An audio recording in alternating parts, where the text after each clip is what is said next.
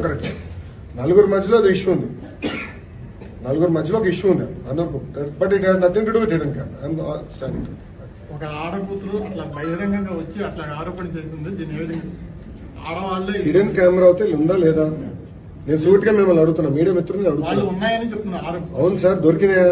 లోపలికి వెళ్ళట్లేదు కదా సార్ ఎవరు? పోలీసు వాళ్ళు వెళ్ళారు, కలెక్ట్ చేసుకున్నారు, ఎవిడెన్స్ ఉంది. పిల్లలు ఎక్కడ హిడెన్ కెమెరా చూపించలేకపోయారు, ఇట్స్ ఫ్యాక్ట్. సో మీరు కూడా దుష్ప్రచారం చేస్తాం మానేయండి ఫస్ట్.